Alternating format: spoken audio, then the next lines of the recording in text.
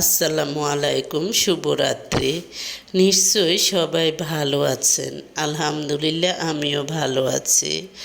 আজকে আমি আপনাদের সাথে শেয়ার করব জাহান্নামে অর্থাৎ দোজখে সবচেয়ে হালকা শাস্তিটা কী। আমরা অনেকেই জাহান্নামের শাস্তি সম্পর্কে জানি, এটা জানি ওইটা জানি, বা অনেকে জানি না। তার মধ্যে সবচেয়ে হালকা শাস্তি কী হবে কিয়ামতের দিন?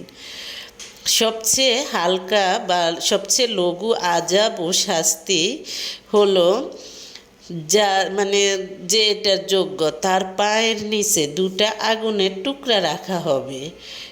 কিন্তু এরপর তাপ এত বেশি হবে যে, অর্থাৎ ওই আগুনের টুকরোগুলোর তাপ এত বেশি হবে যে এর কারণে তার মগজ টকবক করতে থাকবে। ওই ব্যক্তি এটা মনে করবে যে হয়তো সব থেকে বেশি শাস্তি আমাকে দেয়া হচ্ছে, তবে সবচেয়ে কম শাস্তি এটাই। তাই অবশ্যই মনে রাখবেন, তার মানে আরও কঠিন শাস্তিগুলা কেমন হবে জাহান্নামের। তাই সবাই সময় থাকতে শুধরানোর চেষ্টা করুন, এবং যেন আমরা সবাই জান্নাতের অধিবাসী হতে পারি।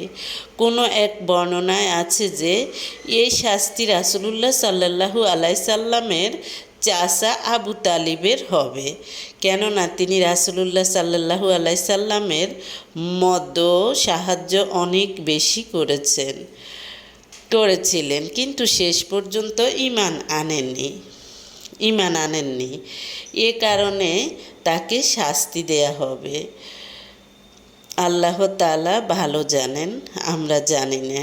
তো মোট কথা, এই হাদিস দ্বারা এটা বলে দেওয়া উদ্দেশ্য যে যখন সবচেয়ে হালকা শাস্তির কারণে এই অবস্থা হবে, এই আগুনের স্ফুলিঙ্গের ফলে তার মগজ টকবক করতে থাকবে। তাহলে যাদের জন্য কঠিন আযাবের ওয়াদা এসেছে তাদের কি অবস্থা হবে? যা আমি একটু আগে বলেছিলাম, জাহান্নামের আযাব সম্পর্কে মানুষ যখন কখনো কখনো কল্পনা করবে, তখন এর ফলে মানুষের ভিতর ভয়ের সৃষ্টি হবে এবং তার অন্তরে তাকওয়া আসতে থাকবে। জাহান্নামীদের স্তর। এক হাদিসে জাহান্নামীদের বিভিন্ন অবস্থা বর্ণনা করা হয়েছে। রাসূলুল্লাহ সাল্লাল্লাহু আলাইহি সাল্লাম ইরশাদ করেছেন যে, কিন্তু জাহান্নামী এমন হবে যে জাহান্নামের আগুন তার টাকনু পর্যন্ত আসবে। কিন্তু জাহান্নামীদের পায়ের নিচে